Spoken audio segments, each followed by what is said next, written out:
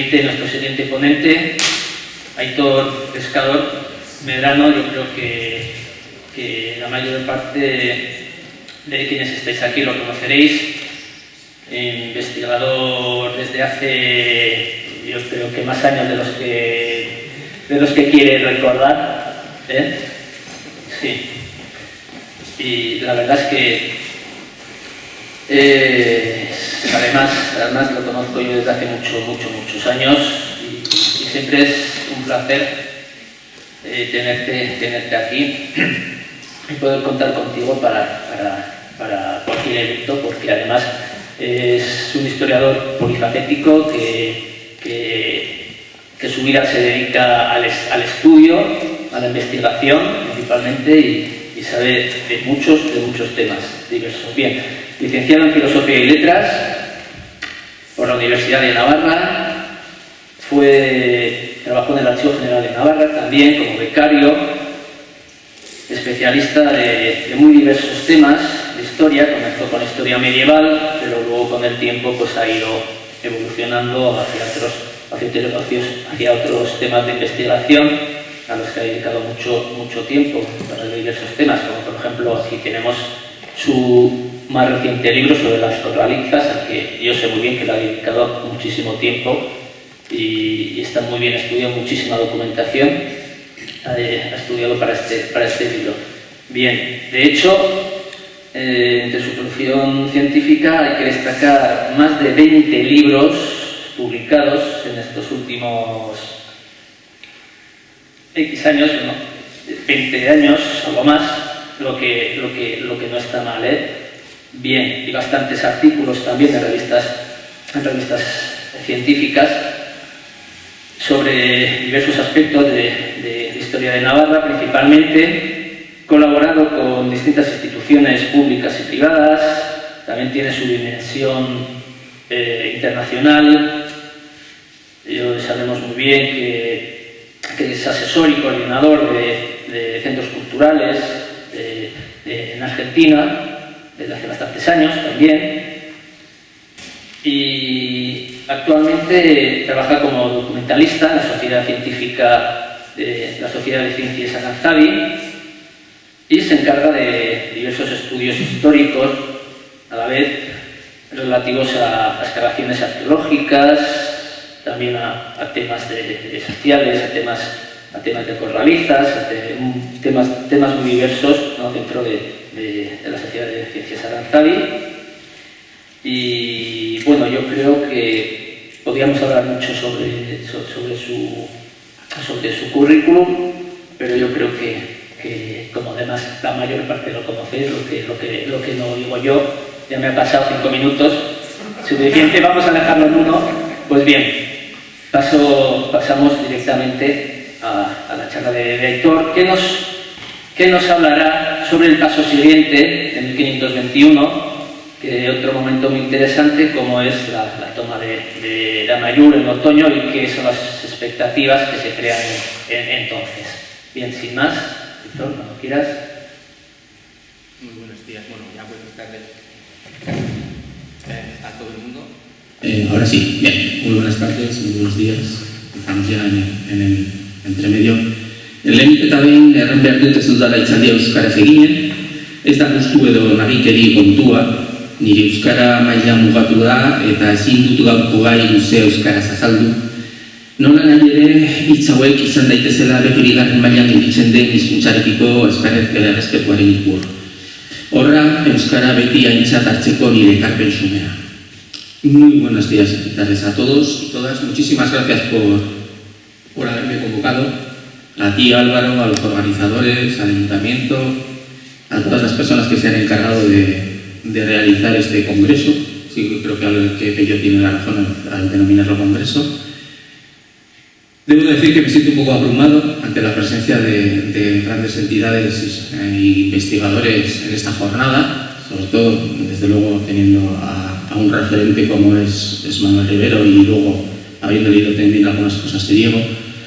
A Pello lo conozco desde hace también muchísimos años como Álvaro y bueno, los referentes entre los dos son esenciales. Hemos compartido muchísimas horas de discusión y debate en el despacho, en su despacho del Palacio de los Reyes de Navarra, en la actualidad sede del Archivo Real y General. Y bueno, ya digo que me siento realmente agradecido y en cierta medida abrumado por el nivel de las personas que me han antecedido. Como muy bien dice Álvaro, mi alma mater es la historia medieval. Lo que pasa es que trabajando con Aranzadi pues he tenido que ampliar mi visión, mi perspectiva histórica, siempre en el respeto de cada uno de los campos, evidentemente, tratando de informarme a nivel documental siempre y bibliográfico en todas las excavaciones arqueológicas en las que he tenido que intervenir, y por lo tanto al final pues Amaiur es un claro ejemplo de evolución histórica a lo largo del tiempo. Cuando se iniciaron las excavaciones de Amaiur, del castillo de Amaiur, pues se tenía la referencia de que en ese montículo, además de un monolito, había algo.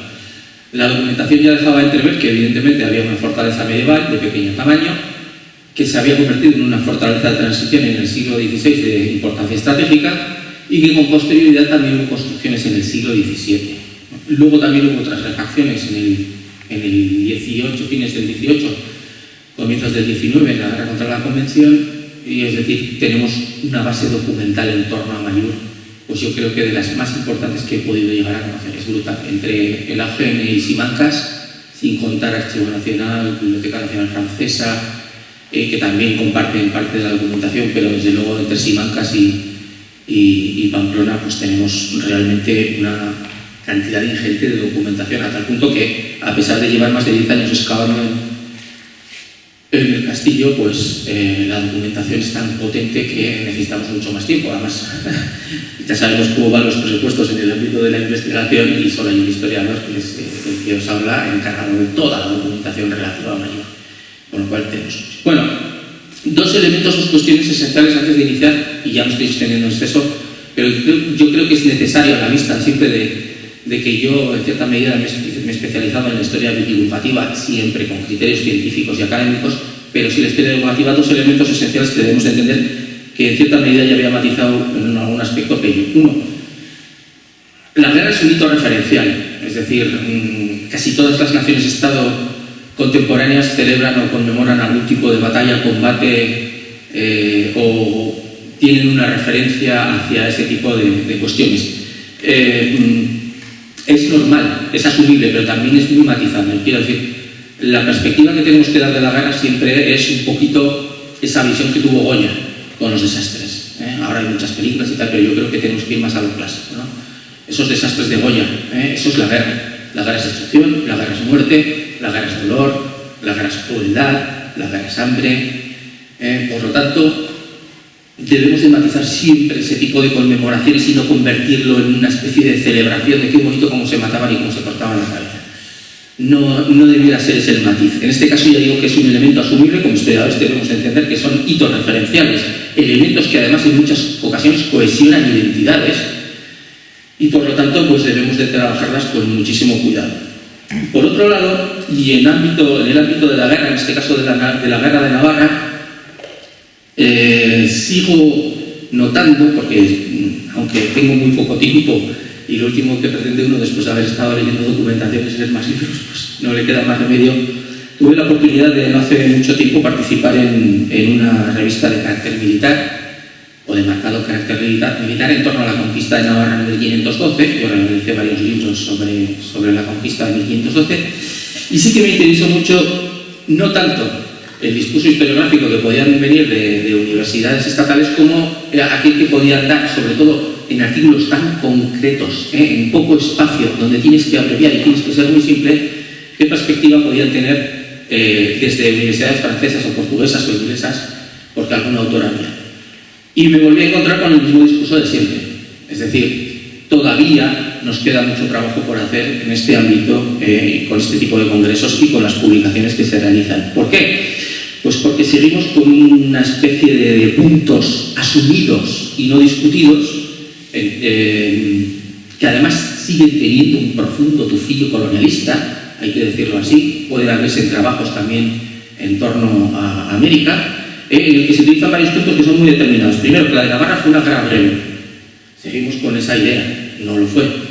Por lo menos fueron 12 años y si nos extendemos hasta la retirada de Carlos I de la Baja Navarra sería hasta 1529.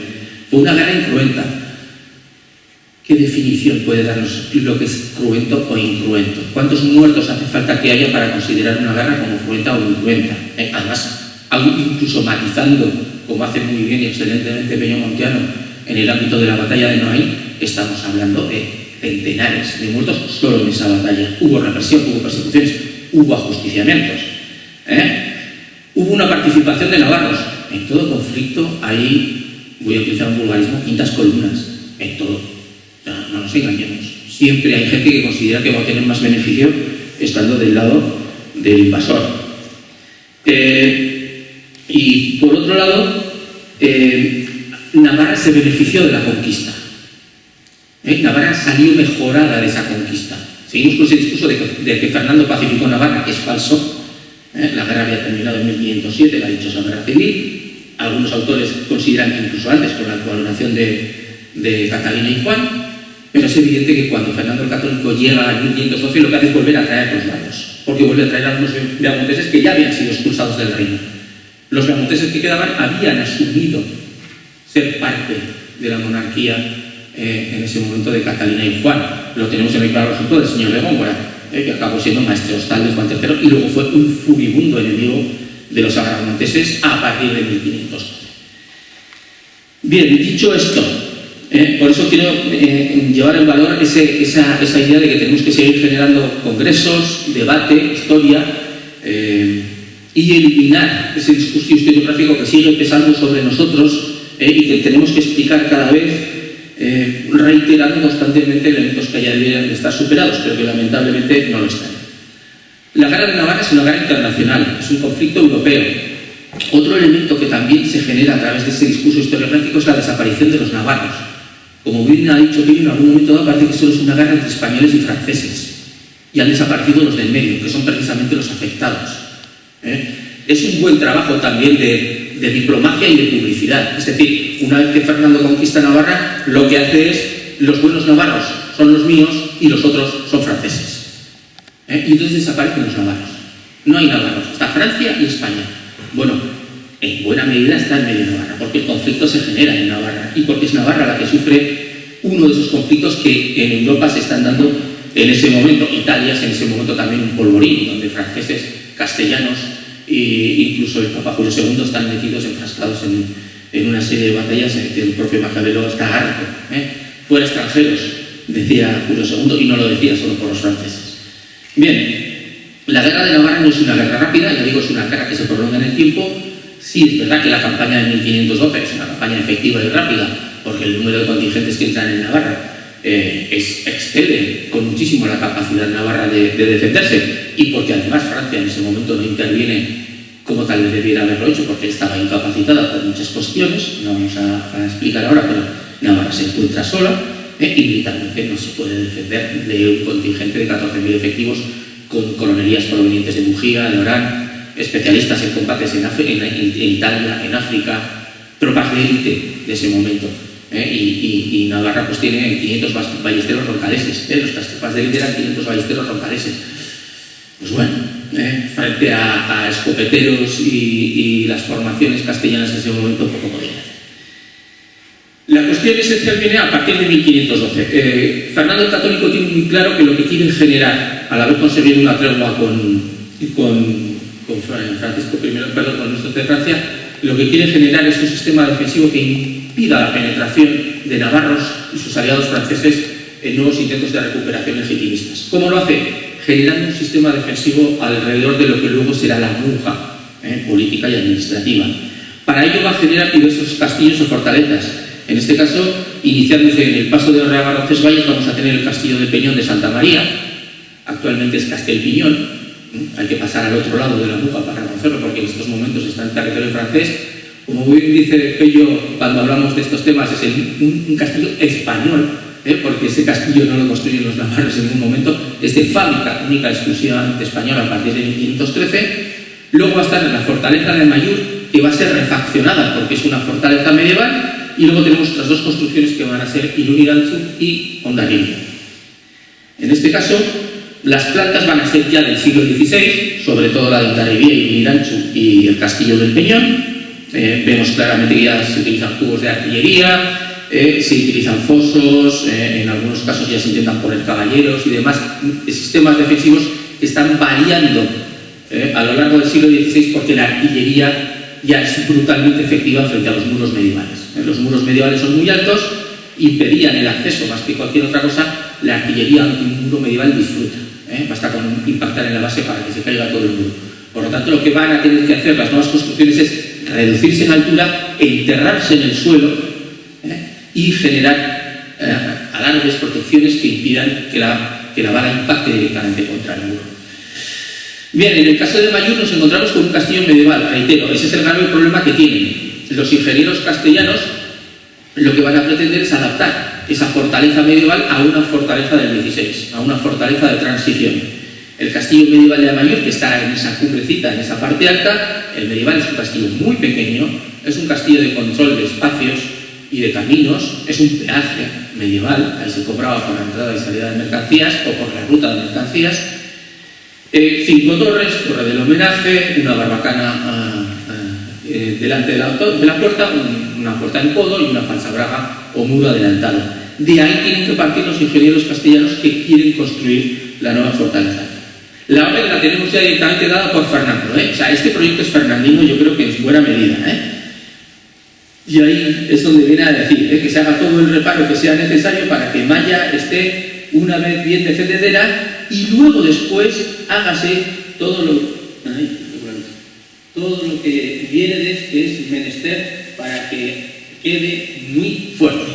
El objetivo es crear una gran fortaleza de transición ahí, no que ya controle la ruta, sino que impida el acceso de tropas a través de Verán. Bien, por lo tanto nos vamos a encontrar con una fortaleza de transición. Es una fortaleza de montaña, es decir, se van a tener que adaptar al espacio y a la ruta madre que les va a salir. Es, por lo tanto, lo dicen en muchas ocasiones en la documentación, están haciendo experiencias con la capillaria del castillo, están aprendiendo cómo hay que hacer una fortaleza de montaña y adecuarla a su espacio. Van a generar 2 potentes cubos de artillería, esa es la base esencial de la fortaleza de transición del siglo XVI. Van a ser los núcleos defensivos que tienen que controlar el posible ataque de los enemigos. Se va a generar un aljibe de mayor tamaño. ¿Por qué? Pues evidentemente porque la guarnición se va a multiplicar exponencialmente. La guarnición del castillo de Amaiur en la Edad Media no pasará de los 8 o 10 hombres. El cartel no pasa de ahí. En tiempos de guerra, 40 y apretados. Es muy chiquito el castillo. A partir de ahora vamos a tener 80, 100. Ya vamos a ver que Amaiur también tiene sus mitos. Mitos propios nuestros que han quedado ahí desde Moret, los 200 navarros que quedaron. Tenemos nuestros propios mitos. Es así. Se va a crear entonces un nuevo aljibe de un tamaño muy potente, va a haber muros alambrados, va a haber garitas y fosos. Se van a intentar hacer, ya digo que la experiencia no les va a permitir adecuarlos bien. Va a haber una ampliación de efectivos. Ya vemos que la documentación nos dice más o menos cuánto se tenían poquito antes de la toma de septiembre de 1521. Se va a producir un hundimiento del recinto, es decir, se genera una llanura artificial delante del castillo para hundir el castillo y evitar que la artillería impacte en la base. Y se va a generar una posición defensiva potente, de un tamaño realmente llamativo para lo que es Amaiur. Ya se tenía experiencia. Tenemos los trabajos de Giorgio Martini en 1480 que ya están intentando incrustar fortalezas de transición en montaña en Italia. Italia es la base esencial porque sus conflictos son más largos en el tiempo y la experiencia proveniente de allí es potentísima. Y luego ya tenemos primeras experiencias, por ejemplo, en Salses, en el Rosellón, donde ya en tipo fernandino pues ya se construyó una fortaleza de transición de un nivel muy potente. Amaiur es más chiquito, Amaiur es más pequeño, hay que tener esa referencia. Pero bueno, es un modelo que va a seguir. Todavía en el siglo XVIII, en San Diego de Alcalá, en Venezuela, tenemos todavía cubos de artillería con garitas y demás en una posición de control del espacio. En el caso de Amaiur, además, tenemos la fortuna de que en Logroño se conserva un cubo rebellín, en este caso construido además por Lope de Isturizábal, que es el mismo maestro cantero que está trabajando en Amaiur. Los maestros guipuzcoanos en este periodo tienen un renombre especialísimo en Castilla. Se les encarga iglesias, castillos, construcciones, son unos verdaderos, digamos que son las estrellas del momento a la hora de construir, se les llama a todos los lados. Isturizábal es uno de los maestros canteros que nos vamos a encontrar. La idea que nos podemos hacer de lo que debió de ser el gran cubo de Amaiur, pues es precisamente este cubo de Logroño. Aunque la artillería se jugaría desde el piso superior, no tanto desde el intermedio. Pero bueno, es una referencia que si alguien pasa por Logroño y lo quiere ver, porque además está muy bien conservado y musealizado, pues es una referencia para poder hacernos una idea de lo que estaba en Amaiur. No tenemos planos de Amaiur del 16, nos hemos pateado todo el AGS con la esperanza de nada, no ha salido absolutamente nada. Y fíjate que tenemos cartas que nos dicen que se mandaban planos, e incluso en barro. ¿Se has hablado de un plano en barro? Supongo que será un tipo de cero o alguna cosa. No hemos encontrado nada, absolutamente nada, desgraciadamente nada. Lo único que tenemos son planos del 17, 2 para ser exactos.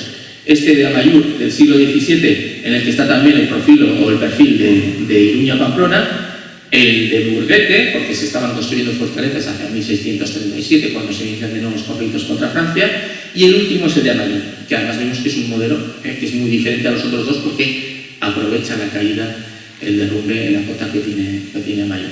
Lo encontramos en el Trisarquivete de Estocolmo, o sea que nos hemos tenido que partir muchos archivos para encontrar algo. Y ya digo que es del 17, con lo cual nos ayuda mucho para hacer referencia a qué nos podíamos imaginar cómo era la fortaleza en el 16. Lo mismo, el plano de Teixeira de 1637 de Simancas es la refacción de Amaiur en el 17.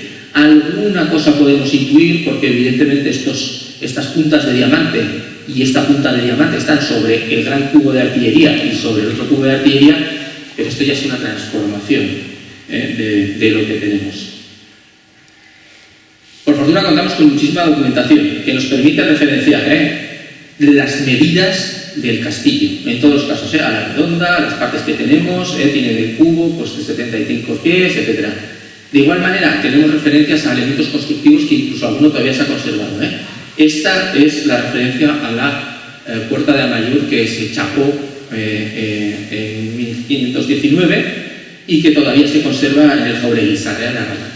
Tenemos documentación que nos confirma que fue regalado al señor Ursúa y todavía a día de hoy está invertida, pero todavía a día de hoy se conserva porque se han contabilizado el número de flejes o chapas de metal y el número de clavos de punta de estrella que hay. Lo mismo tenemos referencias documentales potentísimas al pago del aljibe, tenemos referencias a todos los que trabajaron en Del Valle ahí, también mujeres con extensísimas listas, de mujeres, por ejemplo, trayendo agua para el aljibe, para llenar inicialmente el aljibe. Con lo cual, la construcción que tendríamos en el siglo XVI en Amaiur pues sería un potente cubo de artillería con otro asociado, controlando el acceso tanto proviniendo de Francia como proviniendo de Navarra. Y a día de hoy la excavación arqueológica lo que nos muestra un poco de confusión, evidentemente, porque tenemos los estratos superiores más modernos, sería pues el gran cubo de artillería semicircular está aquí, está por debajo de la enorme punta de diamante que se construyó en 1637, y el otro cubo de artillería del 16 está aquí. Cuando se destruye, ya lo veremos el año que viene, Amaiur en 1522, Rena dice que se han hecho muchas minas, tal, pero también dice que tenían mucho miedo porque el hijo del mariscal estaba en las montañas. Yo creo que la destrucción fue, pero no tan intensa como tal vez de la documentación.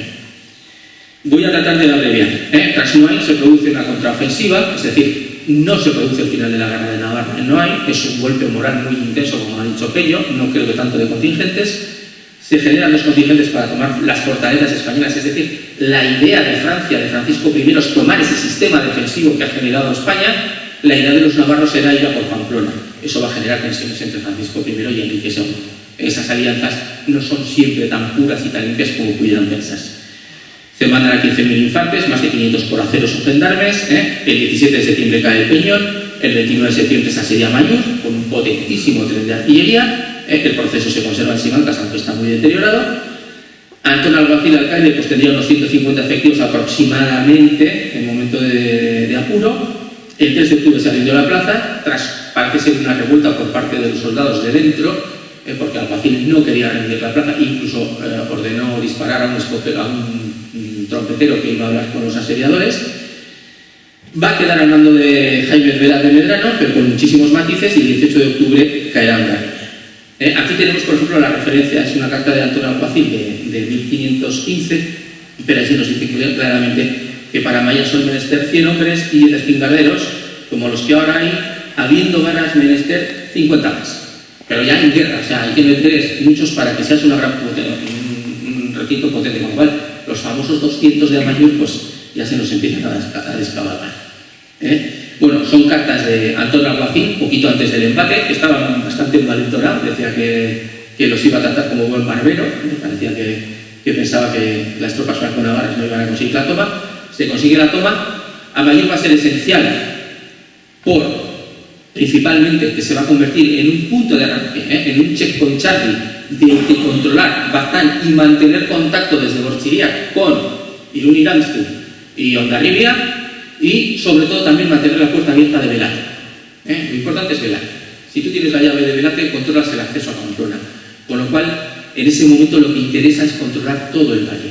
De ahí que veamos en la documentación a los compañeros de Velate Medrano, Miguel de Xavier, Mauro Neivas, moviéndose por el Baztán, intentando eliminar a los navarros pro-castellanos, a los Ursúa y demás, y tú olvides que están también intentando controlar por su parte el valle. Es una guerra constante. Bien, Jaime Velate Medrano, elementos a destacar y sobre todo a desmitificar. Jurará fidelidad a Francisco I por el castillo de Amaiur. Quien paga es Francisco I. Enrique no tiene una moneda. El rey de Navarra no tiene dinero. Por lo tanto, lo habitual, como sucedía desde la Edad Media, es un proceso de doble fidelidad. Claro, se generará muchos problemas cuando haya conflicto entre los dos, pero la doble fidelidad es muy habitual en estos periodos. Los pagos los va a realizar el mariscal Santander desde Bayona, o sea, no paga Navarra, está pagando Francia. No serían más de 100 hombres. Los listados localizados por Pello Monteano vienen a decir que encima no serían los navarros que estaban dentro hasta el final, hasta los últimos meses, sino que precisamente los navarros están fuera, tratando de controlar el valle, y lo que hay dentro pues son hombres de paga que están ahí. La función de los navarros, ya digo, es controlar el Baztán y Velate. Ahí encontraremos nombres de Miguel de Xavier, de Berti, de Sancho de Yesa, del abad de Orbara, de Aguirre, que nos aparecen en las cartas, y por contra encontraremos a los navarros beamonteses tratando de estorbarlas con el señor de Iturbide, a Martín de Ursúa, a los Echaide, a los Ezcurra. El castillo necesitó de reparaciones y de acondicionamiento, no estaba terminado del todo, parece que la tarde final o los últimos paramentos no se habían llegado ni a hacer en el periodo de Antón Alguacil. Conservamos las cartas de Amaiur, las recibidas por Velate Medrano, no las enviadas, ya termino. Esas cartas se conservan en el Archivo Real y General de Navarra, en la sección de Rema, porque evidentemente las utilizó como cartas delatorias, ahí vienen nombres, incluso alguna llega a decir que son cartas, a la persona que aparece en la carta hay que detenerla en secreto y castigarla. Tenemos cartas del mariscal San André en francés, tenemos cartas del señor de Bonnivet, tenemos nuevas cartas de... Yo estoy hablando solo del periodo 1521, en 1522 habla más. Hay una de Pedro de Navarra, el hijo del mariscal, hay otra de Clement Lejard, en este caso, muchas en francés. Esta carta es de Velate Medrano, es la única que conservamos de Velate Medrano con su firma, con su signo. Es una carta muy divertida porque se ve que hubo un pique entre él y el abad de Espinal, porque, como dice aquí en la carta, él ha escuchado que dice el abad de Espinal que Velate Medrano vende el castillo en 4.000 ducados. Entonces Velate Medrano le invita a venir al castillo y decírselo a Velate, más o menos. Pues el de Espinal no se achantó y le respondió al día siguiente, es esta carta, y le viene a decir que él no ha entendido nada, que no sabe nada, que bueno, que ya él te le explicará bien, pero que son cuestiones que hay que matizar.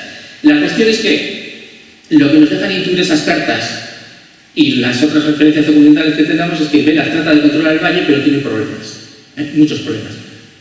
Los fieles a Carlos I le disputan los pueblos del Baztán, hay problemas con los vecinos porque trata de imponer orden y no siempre lo consigue. Los comerciantes que transitan por allí son familiares de, amigos de, déjame pasar, no te voy a dejar pasar, no te puedo dejar pasar, te detengo, uy, protesto ante Enrique II. Es un problema que vemos constantemente. Algunas cartas muestran otros problemas de índole interno, es decir, no parece que la actitud de Velate Medrano siempre sea la que quiere Enrique II de Navarra, con lo cual también le va a generar conflictos en la corte. Aunque es Enrique el que ostenta el dominio del valle, es Francisco I el que paga, con lo cual Jaime Velaz está en una situación bastante comprometida en diciembre. La ofensiva francesa además se ha paralizado, Franco-Navarra se ha paralizado en invierno, se va a pasar a la defensiva. No va a haber ya dinero en ofensiva para 1522, con lo cual Amaiur ya se va a convertir en el checkpoint Charlie en caso de retirada. Es decir, cuando veamos que nos van a lanzar desde Pamplona, el virrey, el conde de Miranda, las tropas que están acumulando, pues ya todos tenemos que reducirnos a esa posición serán ya los hechos, los acontecimientos, evidentemente, del verano de 1522.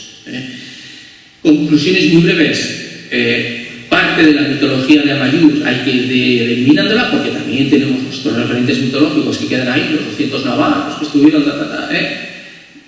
Esa guerra de Navarra tiene muchísimas aristas, muchísimos matices, es muy poliédrica y hay que explicarla muy bien, porque hay bandos, no considero que son tanto bandos ya medievales, ahora entonces es como ya esa necesidad de volcarse hacia uno u otra potencia que es quien les puede ayudar.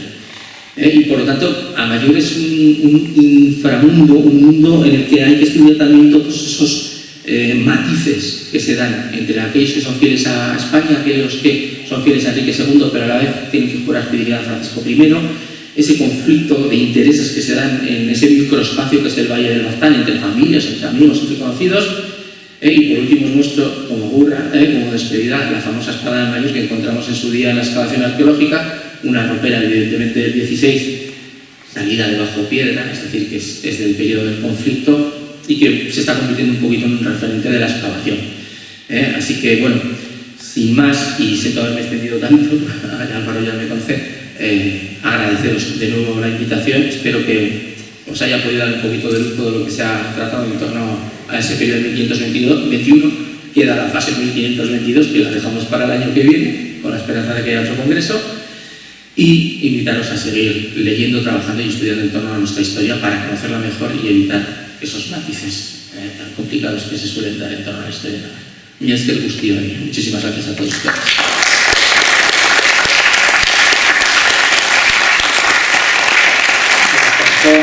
Muchas gracias. Y creo que no va a haber casi ni turno para preguntas, porque vamos muy mal de tiempo, lamentablemente. ¿Me preguntáis por A ver, tendrá que ser el turno de preguntas fuera, lamentablemente. Bien, sin más, vamos a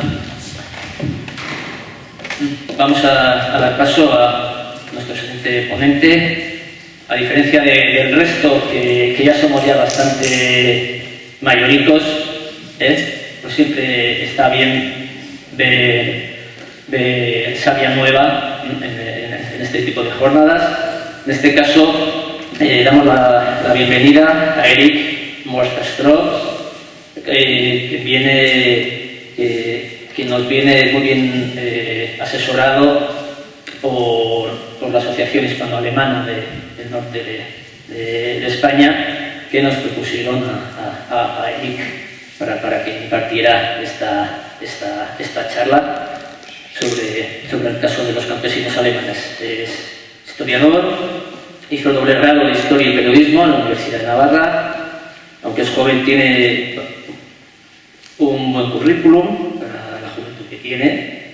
Ha realizado prácticas archivísticas en Archivo General, de descripción, ordenación y digitalización de fondos personales en el Museo de Navarra, en investigación y redacción de textos turísticos.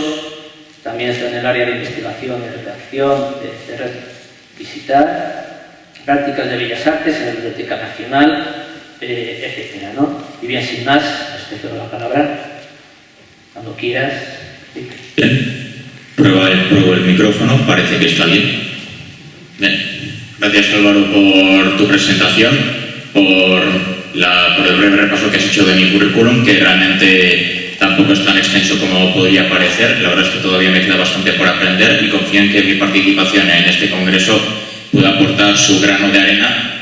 Efectivamente, en mi formación, que como digo, apenas está comenzando y espero que dure todavía bastantes años más. Bien, como decía, voy a realizar mi intervención sobre la guerra de los campesinos alemanes, que también se marca en el plano del contexto histórico en el que estamos hablando ahora mismo, de esa época tan turbulenta que fueron los años 20 del siglo XVI. Y esta guerra de los campesinos alemanes bien se podría considerar como un episodio más de este complejo proceso. Primero quiero dar un pequeño aviso a navegantes. En intervenciones anteriores hemos podido ver un alto grado de especialización por parte de nuestros ponentes y en torno a temas bastante específicos. Y lo digo porque en contraste probablemente podréis ver que mi intervención va a ser un poco diferente, porque en lugar de esto, dado que realmente no soy un especialista en este tema, si bien sí que tengo un gran interés por el mismo, no he indagado muy profundamente en el mismo, y por consiguiente, y teniendo también en cuenta la faceta eminentemente divulgativa que ha de tener esta serie de ponencias o de jornadas, pues realmente haré un análisis bastante genérico o bastante de brocha gorda acerca de este asunto. Por lo tanto, para empezar a hablar sobre él, me gustaría hablar un poco del contexto que yo considero necesario conocerlo, aunque sea someramente, para poder entender este conflicto. Empezaré a hablar en primer lugar sobre el contexto político, o lo que podría ser lo mismo, el contexto espacial o geográfico, que es el siguiente. Realmente, este título, La guerra de los campesinos alemanes, yo lo he escogido un poquitín con pintas porque realmente Alemania en esa época no existe tal y como la entendemos hoy en día.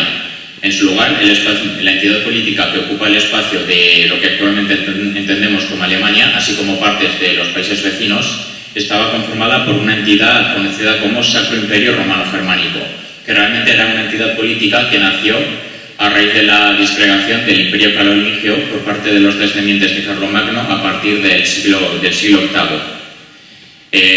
El pasado sábado, el profesor Dinesh Haray nos dio una pequeña ponencia sobre el Reino de Hungría, y quienes atendieron a aquella jornada, la verdad es que les convendría recordarla, porque lo cierto es que el sistema político y socioeconómico que regía en el Reino de Hungría era en ciertos aspectos bastante similar a que vamos a analizar ahora en el Sacro Imperio, ya que ambos se marcan también además en ese mismo espacio común geográfico y cultural del centro de Europa, y por lo tanto tendrán bastantes paralelismos. Hablaré en primer lugar del contexto político, que ya he mencionado brevemente. Es una entidad política que de alguna forma deriva de la desaparición o de la división del Imperio Carolingio, y que era básicamente una monarquía electiva, lo cual significaba que el rey, o el monarca, mejor dicho, el emperador del Sacro Imperio, era elegido entre los príncipes de los distintos territorios que conformaban aquel imperio. Y esto me lleva al siguiente punto que me gustaría abordar, que es que realmente el Sacro Imperio era una amalgama extremadamente heterogénea de diversos territorios, muchos de ellos regidos por alguna especie de príncipe o alguna especie de señor feudal. Y se trataba como digo, de territorios muy distintos entre sí, no solo en lo político, sino también en lo cultural, lingüístico, etcétera, etcétera. Enmarcar a todos los habitantes de aquella entidad como alemanes realmente supondría un anacronismo, ya que en esa época realmente no existía, como insisto, un concepto de pueblo alemán como entidad política o como entidad cultural o entidad nacional, mejor dicho. Y esto me lleva al siguiente aspecto del que me gustaría hablar, que es cuál era la organización no solo política, sino también socioeconómica de aquel imperio, ya que realmente estaba todavía en vigor el sistema conocido como feudalismo, por el cual realmente sí, el emperador técnicamente se encontraba a la cabeza de aquella supuesta unidad, pero en la práctica ocurría un fuerte proceso de descentralización de ese poder político y económico, ya que realmente el emperador contaba con medios bastante escasos y bastante débiles para ejercer su autoridad sobre todo aquel territorio. Y eso suponía que en la práctica el poder se encontraba fuertemente descentralizado en toda una serie de príncipes y de señorías feudales. Y el uso de señorías feudales, yo lo estoy utilizando esta palabra realmente a propósito, porque realmente todavía estaba vigente en ese tiempo el sistema feudal, por el cual realmente la base del sustento económico, la base de la riqueza económica todavía se lleva en gran parte en la tierra, entendida como campos, bosques, etcétera, y el propietario de aquellas tierras solía ser, en buenas medidas, el titular de la propiedad de aquellas tierras solía ser el señor feudal de turno, y él cedía de alguna forma la explotación de aquellas tierras numerosas veces a campesinos, y a cambio de recibir esas tierras por parte del señor, aquellos campesinos debían de alguna forma retribuir al señor feudal o mediante, por ejemplo, el pago de impuestos en especie o también de las llamadas correas, consistentes en pagos en formas de trabajos, trabajando en las tierras del rey, reparando los castillos y demás dominios que pudiera tener el rey o el señor feudal. Y finalmente me gustaría hablar del mapa que he colgado aquí para hacerse una idea de cuál era la extensión aproximada del Sacro Imperio en esta época, en el siglo XVI, y a los asistentes yo les aconsejaría que esta clase de mapas se los tomaran no literalmente, sino más o menos también con pinzas, para hacerse una idea, porque lo cierto es que realmente las fronteras del Sacro Imperio eran bastante movedizas y había con bastante regularidad territorios que se secesionaban, territorios que se anexionaban con bastante regularidad, con lo cual sus fronteras, como digo, eran bastante cambiantes. Ahora hablaremos realmente de las causas más directas de aquella rebelión campesina, que es un aumento que en ese tiempo tuvo lugar de las ya mencionadas corveas, de aquellos pagos que los campesinos debían realizar en forma de trabajos personalizados para el señor, además de un aumento de los diezmos, que para el que no lo sepa, me imagino que muchos ya lo sabrán, era un pago que los campesinos tenían que realizar, en este caso a la Iglesia, consistente en un 10% de lo que los campesinos poseyeran o lo que producían. Asimismo, tuvieron lugar controles más estrictos por parte de los señores de sus respectivos dominios. Muchas veces los señores homogeneizaban los territorios que controlaban a fin de efectivamente afianzar su control sobre ellos y hacerlo más efectivo. Y obviamente eso aquí tampoco gustó demasiado a los campesinos, que eran a quienes afectaba aquel control más estricto de los señoríos. Y finalmente me gustaría hablar del factor religioso, ya que en ese tiempo la rebelión campesina coincide tanto temporalmente como en el espacio con el inicio de la Reforma Protestante iniciada por Martín Lutero, y realmente Martín Lutero en un inicio da su apoyo a aquella rebelión, pero que sin embargo un poco tiempo después, unos años después, se acabará retirando y lo hará en este escrito suyo llamado Contra los campesinos asaltantes y asesinos, de 1525, en el cual exhorta a los príncipes a vencer a los campesinos. Matadlos como a perros rabiosos. Lo he dicho de esta manera porque realmente, teniendo en cuenta el lenguaje que utiliza, casi da la sensación de que Lutero escribió esto en una especie de episodio de cólera. Y luego veremos más atentamente cómo pudo haberse dado este cambio de mentalidad por parte de este líder religioso. Pero antes vamos a ver cuál fue el inicio de esta rebelión, en la cual los campesinos, descontentos, como digo, por toda esta situación complicada y todo este contexto complicado, comienzan a organizarse en su lucha contra los señores en tropas o agrupaciones llamadas Haufen, y cuyo epicentro, de alguna forma, el núcleo duro de aquella rebelión, el punto de inicio, de alguna forma, la zona cero, se encontraría en Suabia, en el centro sur de Alemania. Se extiende posteriormente a Franconia, que se encuentra algo más al norte, además de los territorios que actualmente conformarían parte de la actual Suiza, parte de la actual Alsacia, parte del Tirol, que conformaría parte del este de Austria y norte de Italia, además de aparte de los territorios también de Salzburgo, también en la actual Austria, Turingia, en el centro de Alemania, y terminaría extendiéndose finalmente al norte del imperio. Las reivindicaciones de estos campesinos terminarían sintetizándose o resumiéndose en los llamados 12 artículos, en los cuales básicamente, como digo, habría como una puntualización de una serie de puntos, valga la redundancia, de las reivindicaciones de estos campesinos. Y consistiría, por ejemplo, en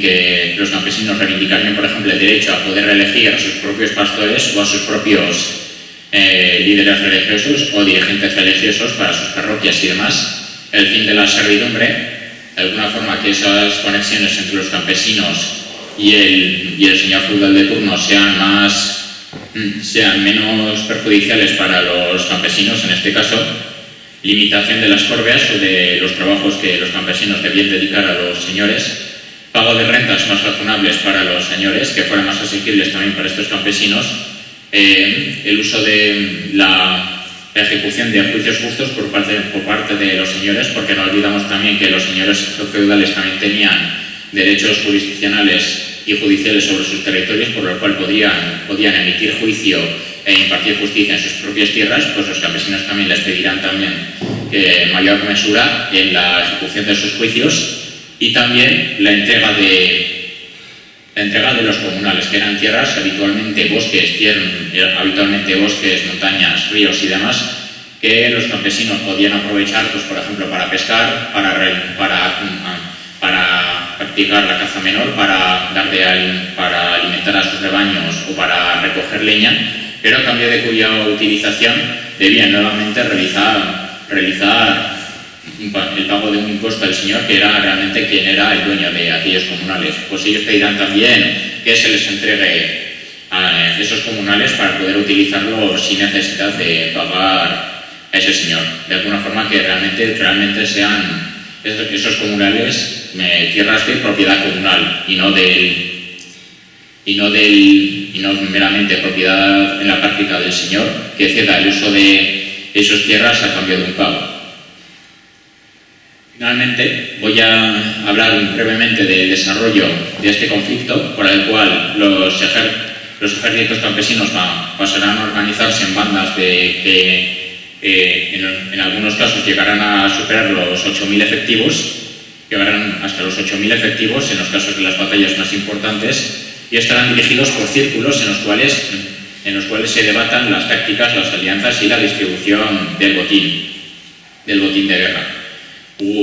Fue importante en esta guerra el uso por parte de los campesinos de carros fortaleza, por el cual realizaron fortalezas improvisadas en forma efectivamente de carros que utilizaban para defenderse a modo de murallas improvisadas, por los cuales a los campesinos les resultaría más fácil defenderse y a su vez contraatacar lanzando proyectiles y demás. Pero finalmente, como digo, pese al éxito inicial de esta rebelión, los príncipes finalmente acabarán reorganizándose y terminarán gradualmente derrotando a los campesinos, en primer lugar a los württembergenses en Böblingen, a los alsacianos en Soberg y a los turingios en Frankenhausen, siendo esta última una derrota particularmente importante y una victoria definitiva para el bando de los señores feudales. Por lo tanto, como desenlace me gustaría hablar de las causas de la derrota, y una de esas primeras causas se entiende por, como digo, la gran diversidad territorial y cultural que caracterizaba el Sacro Imperio y por consiguiente también a sus habitantes, que resultó en una gran heterogeneidad social por parte de los rebeldes, entre los cuales no solo se encontraban campesinos, sino también mineros, trabajadores urbanos, etc. Y por consiguiente también había un gran choque de intereses entre ellos, y con lo que ya he mencionado, el gran contraste territorial y la gran heterogeneidad territorial entre los campesinos, lo cual hizo que no fuera realmente un movimiento unitario, sino que realmente emergiera en varios núcleos y realmente no llegara a haber jamás una unidad propia de esos núcleos, que acabaron en la práctica funcionando de manera bastante independiente unos de otros y no acabaron uniéndose a fin de conseguir objetivos comunes. Por tanto, a modo de conclusión, me gustaría hablar de las consecuencias que tuvo aquel conflicto. El primero, me gustaría hablar del influjo que tuvo aquella gran rebelión en el desenvolvimiento de la Reforma Protestante, ya que debido a que los príncipes acabaron derrotando de manera tan rotunda a los campesinos, Lutero se da cuenta de que para que su proyecto de reforma de la Iglesia pueda acabar teniendo éxito a largo plazo, él no puede prescindir del apoyo de los nobles, y por tanto se da cuenta de que realmente necesita su apoyo y no puede mirar de espaldas a ellos.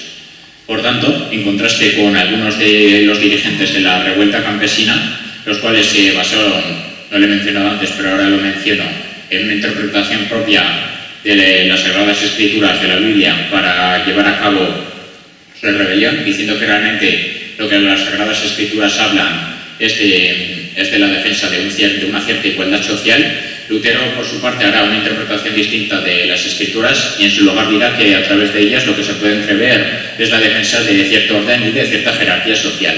Con lo cual, en la práctica, Lutero realmente defiende que los príncipes deben seguir teniendo cierta autoridad sobre el conjunto de la sociedad.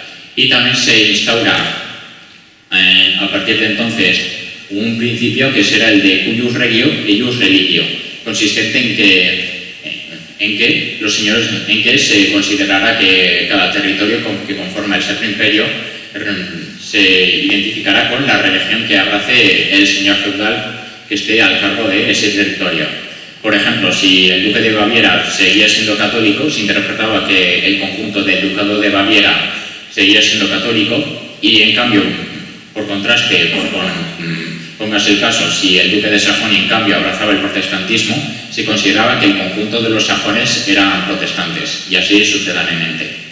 Y finalmente, en 1526, la dicta imperial debatirá medidas, por un lado, para criminalizar la resistencia campesina, a fin de que no pueda volver a suceder, pero por el otro lado, también se verá la necesidad de tomar medidas y reformas a fin de mejorar la suerte de los campesinos, precisamente para evitar que suceda una nueva sublevación campesina. Y esto será una constante realmente a partir de toda la historia posterior del Sacro Imperio Romano-Germánico hasta la desaparición del mismo a inicios del siglo XIX en el contexto de las guerras napoleónicas. Esta es la bibliografía de la cual me he servido para realizar esta pequeña presentación y nuevamente agradezco la atención de los ponentes y la oportunidad que se me ha dado de impartir esta pequeña charla. Muchas gracias.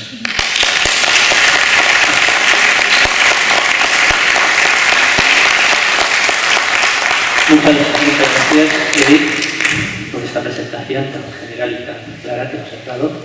Y bueno, no va a haber turno de preguntas, sino que vamos a pasar a la última ponencia ya, rápidamente. Como todos y todas sabéis, queríamos dar una imagen más global que de lo que está pasando en la Europa de la época.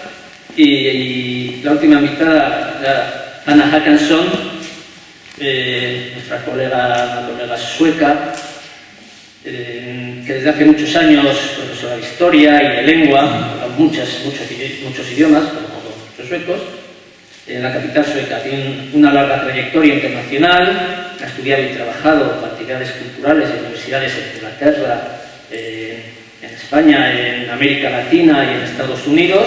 También trabaja como guía cultural del Parlamento de Suecia en Estocolmo, y en el trato educativo también en el Museo de Historia, tiene esas publicaciones, etcétera. Pero no va a venir, lamentablemente, por temas de COVID. Una pena, porque ella estaba muy interesada en venir, y en su nombre va a impartir el texto que nos ha enviado aquí Esteban Antxustegi, y que nos va a hablar de qué es lo que pasa en esos años de 1521 a 1523, la Berkelsetiet, que es la guerra de liberación de Suecia, como la han denominado desde hace mucho tiempo en Suecia. Bien, sin más, adelante. Esteban, ya lo conocéis porque estuvo el sábado pasado en una brillante intervención, como siempre, sobre el republicanismo del siglo XVI. Y bueno, cuando quieras. Bueno, gracias, Álvaro. Vengo de Suecia y yo no me hubiera imaginado que me iba a corresponder a hacer esto. Y entonces, bueno, pues por lo visto la profesora Anna Håkansson no puede venir y me ha pedido el favor de que yo haga su texto. Me envió un texto, yo lo he remodelado de alguna forma y bueno, pues eso, yo he estado aprendiendo, pues me he dedicado un par de días a analizar sobre lo que significa el Befrielskriget, que son la guerra de liberación de Suecia, y un poco pues tratar un poco sobre ello, ¿no? Hombre, yo no podía hacerme sueco ante esta invitación y al final pues he aceptado y pues bueno, a ver cómo sale, porque precisamente no es que sea yo muy especialista y lo que voy a hacer es un poco recopilar el texto que he utilizado yo y relacionar con algunas cuestiones, ¿no? Bueno, pero en principio aquí vengo como Hannah Hakkason, que voy a leer, bueno, voy a reinterpretar el texto que ella nos ha presentado. Empiezo haciendo los agradecimientos, gracias a los organizadores y especialmente a Álvaro Adot por haberme invitado a participar en estas jornadas, que globalmente tienen un título muy apropiado: Guerra, Identidad y Conflictividad en Europa del Renacimiento.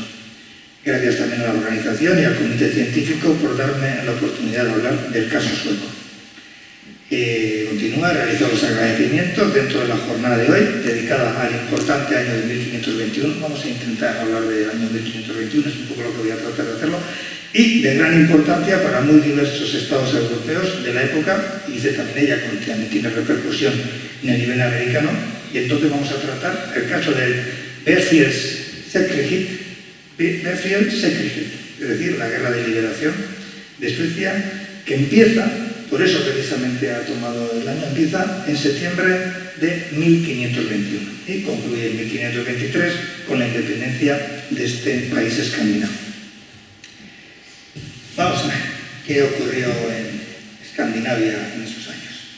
Aquella, la guerra de liberación de Suecia, fue una guerra llevada a cabo por un importante sector sueco descontento con Dinamarca y con el gobierno del rey danés Cristian II en territorios suecos.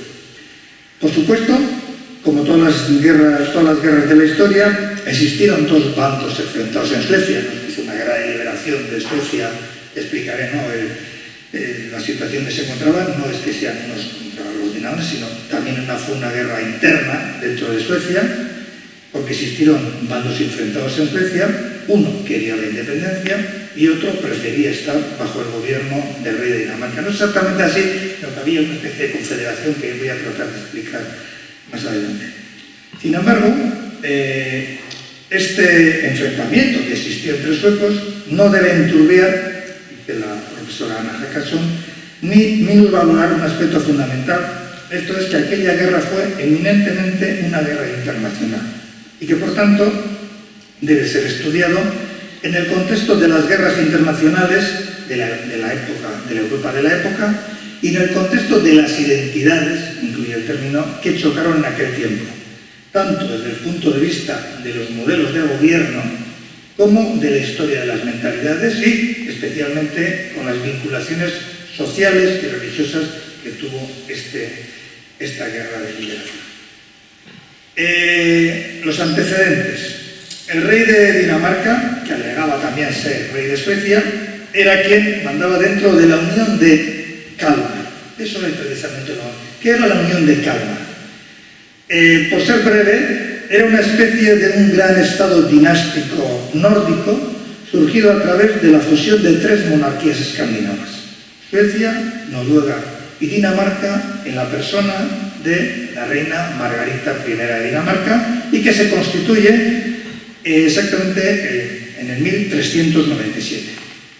La Unión de Kalmar llegó a abarcar una gran extensión territorial, aproximadamente 3 millones de kilómetros cuadrados, englobando no solamente a estos países, sino también a Groenlandia, a Islandia, a las Islas Feroe, que dependían de Noruega, y a Finlandia, que siempre perteneció hasta 1814, pertenece a Suecia. Cuando se habla de Finlandia, luego, evidentemente, en el tratado que se hace en Viena en 1814, ese territorio será ruso, pero hasta entonces siempre es un territorio que, cuando se habla de Suecia, se habla también de Finlandia.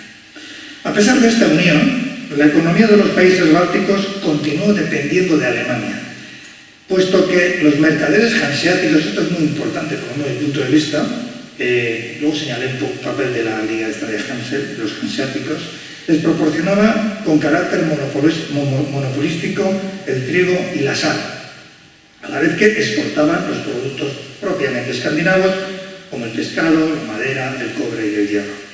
Sin embargo, en el transcurso del siglo XV existieron muchos problemas en el seno de esta unión. Entre otros aspectos, y esto es lo que voy a tratar de expresar en esta comunicación, por el descontento de un sector de la nobleza sueca que no veía con buenos ojos que Dinamarca ejerciese como potencia dominante, imponiendo criterios sociales y económicos y llevando el peso político.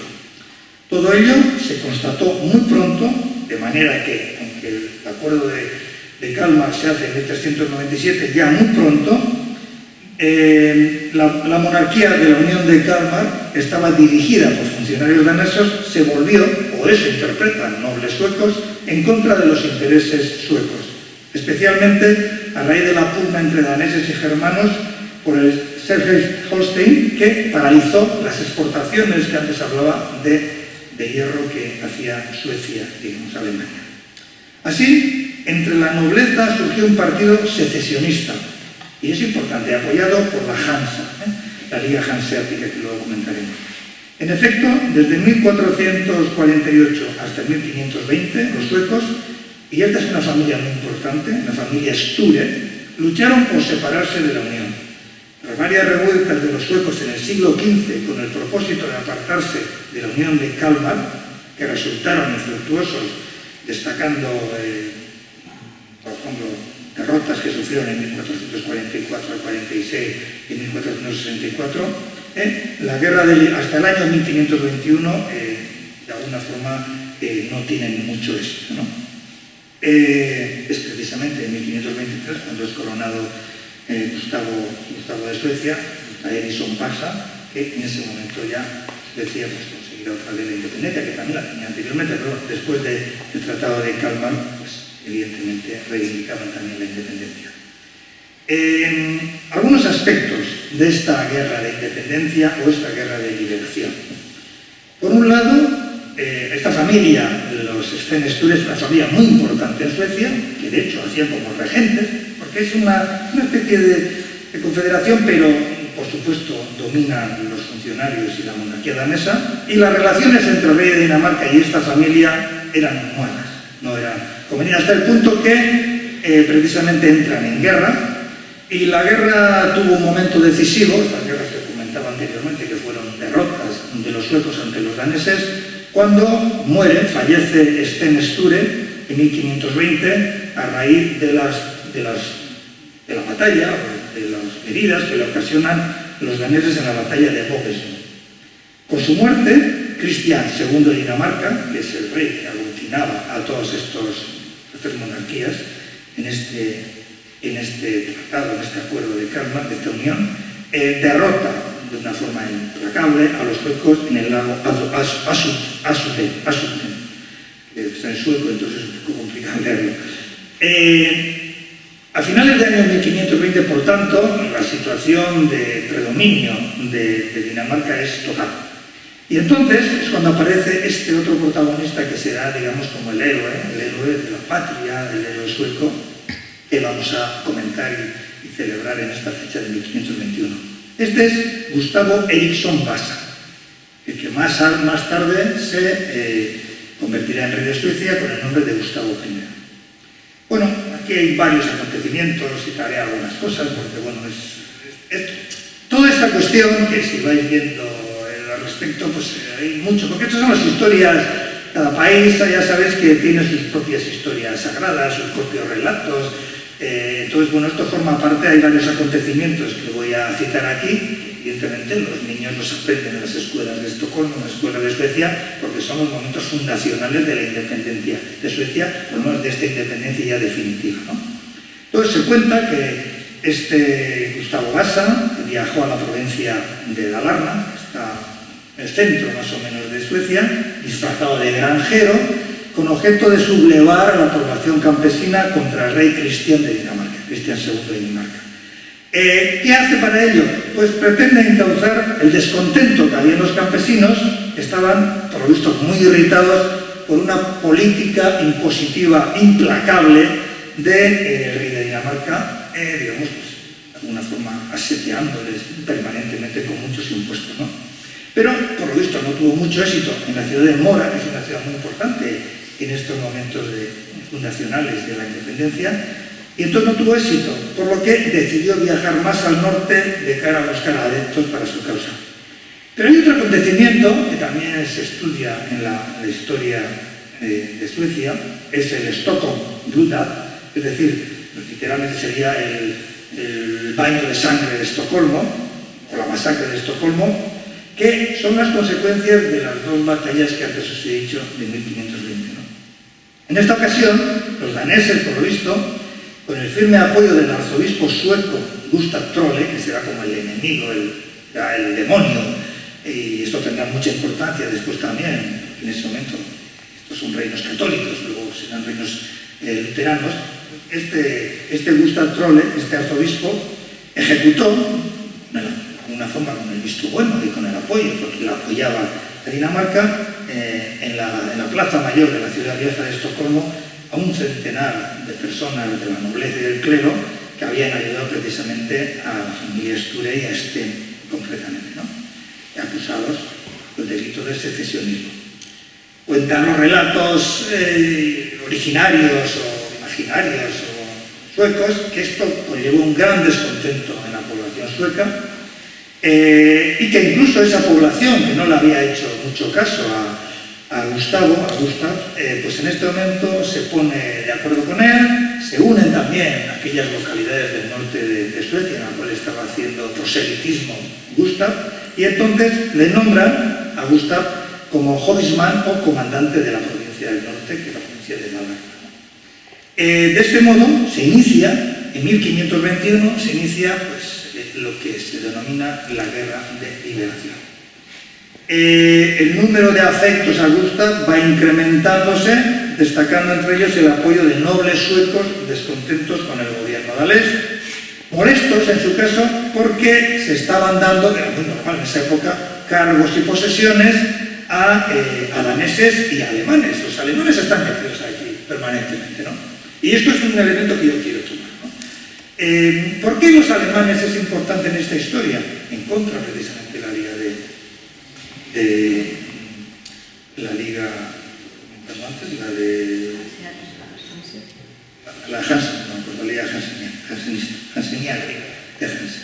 Entonces, el asunto es que hacía poco, el rey de Cristian de Dinamarca se había casado con, había hecho un matrimonio entre Isabel II de Austria, porque de esa forma había conseguido una alianza con Maximiliano, que en la historia de Navarra es precisamente el abuelo de Carlos V. De hecho, en esta alianza se había confirmado en este matrimonio de Cristian con esta Isabel de Austria, de la familia de los Habsburgos, posibilitó la presencia, yo creo que esto es un elemento fundamental, porque se ve claramente la presencia de miembros de la nobleza alemana en territorios controlados por Cristian, que son precisamente los que tenían los cargos, las posesiones que evidentemente los nobles suecos consideraban que eran propiamente suyos, ¿no? Porque por eso eran suecos y no alemanes.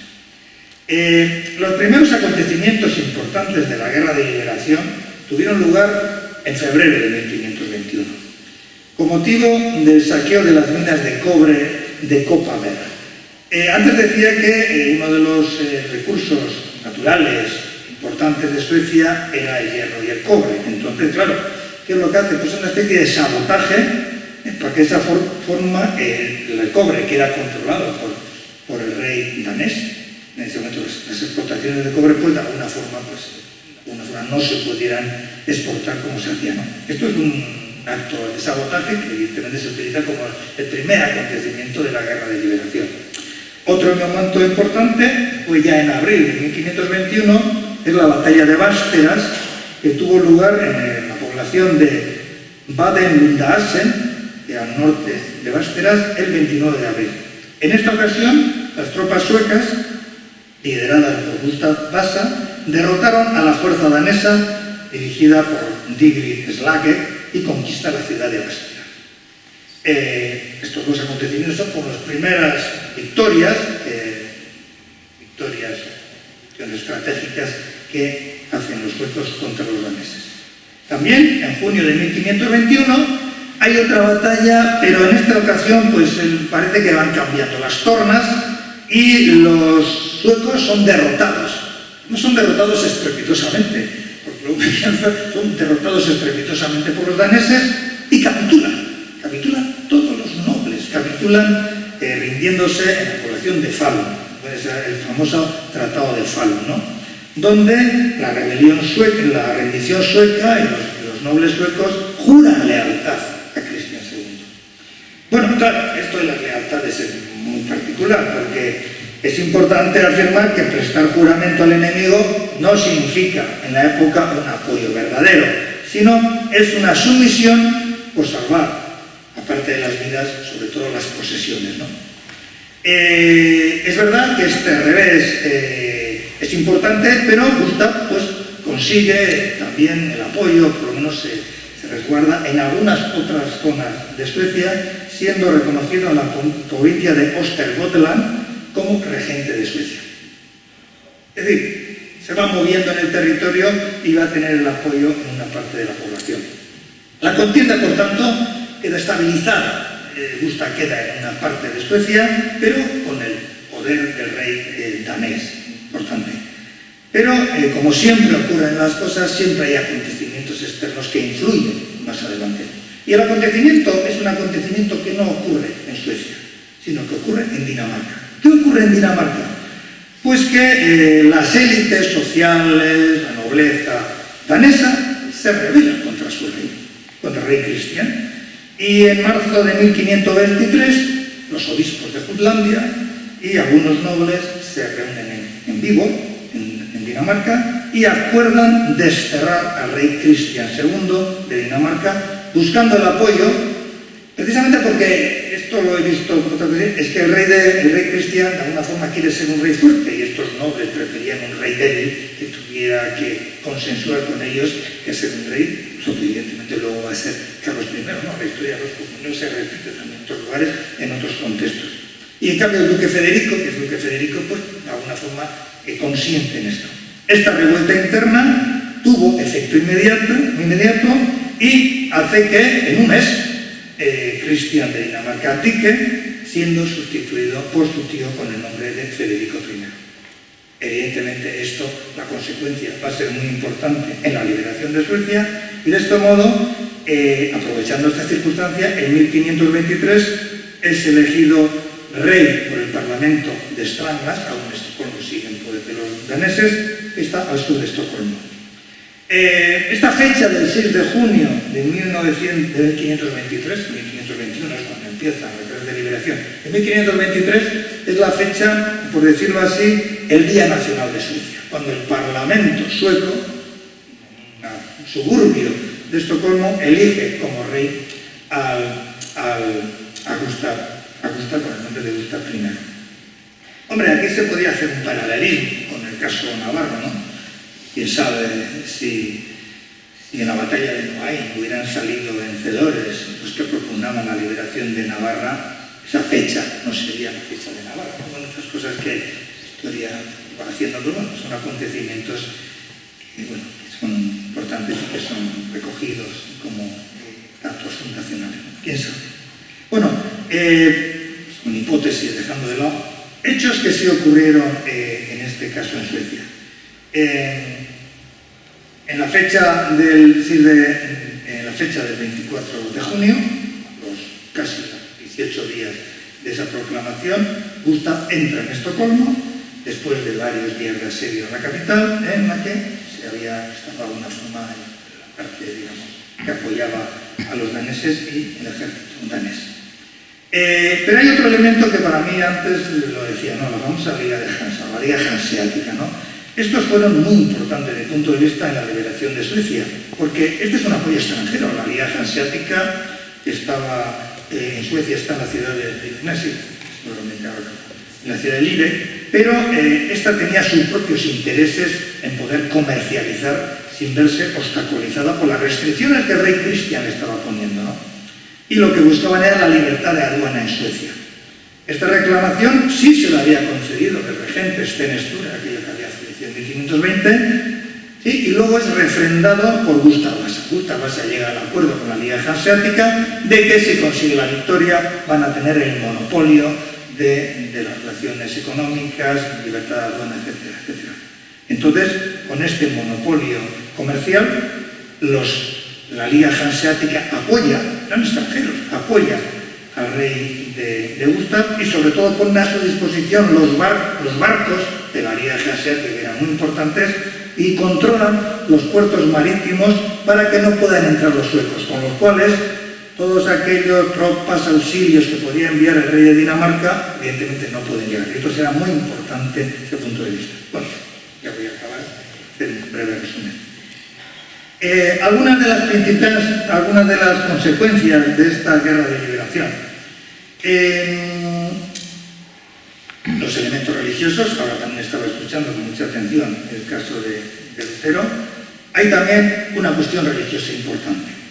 Cuando consigue la independencia Gustav, ya convertido en Gustav I de Suecia, coronado en 1528, reclamado pero es coronado de una forma muy espectacular en 1528, solicita al Papa Clemente VII que quitara a aquel arzobispo traidor, aquel arzobispo Gustav Trolle, que evidentemente había luchado a favor de los daneses y que en este momento se encontraba en Dinamarca, y que fuera sucedido por el líder de la Iglesia Católica Sueca, que era Juan Magnus, ¿no?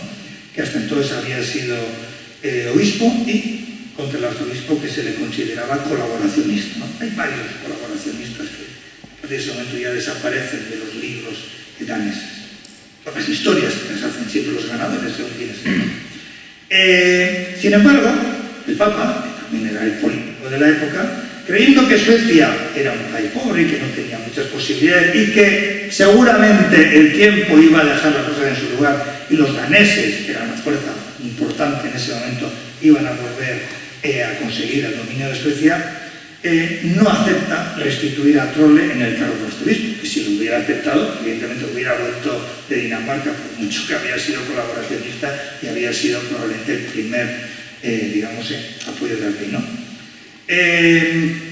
El rey informa de que esto no, evidentemente tenía que aceptarlo, y ante esta situación el rey hace sus consultas, y es precisamente otra vez la Casa de Austria, que siempre anda por ahí, estaban en relaciones también con la Casa de Dinamarca, la que dice no, hay que mantener la posición anterior, y el rey, en ese caso el Clemente VII, acepta las presiones de austríacas y no hace que este arzobispo sea, digamos, de cabeza visible de la Iglesia de Suecia. Esta postura intransigente del Papa propicia precisamente que el rey de Suecia empiece, que hacen muchos príncipes alemanes, empiece a acercarse a las nuevas ideas y postulados del luteranismo, y acoge estas ideas de la mano de varios eclesiásticos, ya que aparecen dos frailes, que no son muy importantes, pero en aquel momento serán importantes en el imaginario independentista sueco, que serán los hermanos Laurentius y Olaus Petri, que poco a poco irán tomando más influencia y que acabarán a la postre con la influencia de los papas en la Iglesia sueca. Pero esto no solamente es una relación vamos a ser luteranos a partir de ahora, porque el hecho de romper con el Papa hace que otros, como lo hicieron muchos reyes y príncipes europeos, hace que el mismo rey, cuando ocurre en Inglaterra, el mismo rey se proclama como la cabeza visible de la Iglesia de Suecia, la Iglesia luterana. Y todos al respecto, se hace la primera traducción del Nuevo Testamento al sueco, en 1541 se publica la Biblia en sueco, que es una traducción de la Biblia de Lutero de 1534, y otra consecuencia muy importante también es que a partir de ese momento los ingresos monetarios eclesiásticos que antes recibían el Papa, ahora, y que muchos de ellos eran cargos que ni siquiera vivían en Suecia, sino que recibían las rentas, ahora forman parte de las arcas de la monarquía de Suecia. Y de hecho, la nacionalización de la Iglesia Católica y la conversión de esta Iglesia sueca financió el nuevo régimen soberano de Suecia. La guerra, asimismo, sirvió para liberar a Suecia de dependencias económicas, políticas internacionales y de la influencia de sus principales enemigos. Una tendencia que ya dura 500 años y que más o menos se convierte estable hasta la situación de 1814 que decía anteriormente, que Suecia pierde, porque es el acuerdo que se hace en el Congreso de Viena, pierde el territorio de Finlandia, pero recibe a cambio el territorio de Noruega. Y Noruega va a ser sueca hasta 1900. Son cosas que se hacen lo que ellos. Volviendo a los Befrielskriget y las guerras de liberación, esta es una cuestión que está en libros de textos suecos como la base principal, el momento originario fundamental de la independencia política y de la estructura y organización de la sociedad. Bueno, y me despido en nombre de la profesora Anna Hackerson, que agradece especialmente que hayáis tenido un momento para poder escuchar esta disertación por la guerra de liberación sueca. Muchas gracias.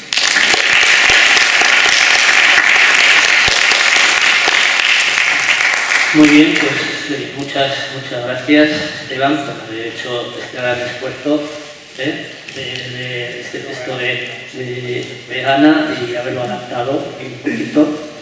Y volver a agradecerle a Ana por haber hecho este esfuerzo por simplificar ese momento tan complicado como pasa en muchos territorios, ¿no? De esta manera, para hacerlo muy comprensible a todo tipo de espectadores, de asistentes, ¿no? Es un acontecimiento bastante complicado, es bastante complicado porque no ha sido una especie de relato simple para entender que en 1521 también otros países lo celebran como el momento fundacional de su historia de la independencia. Eso es un poco lo que hemos querido hacer. Bien. Y bueno, ya hemos pasado el tiempo, así que ya concluiremos, que son las 2:05, tengo yo.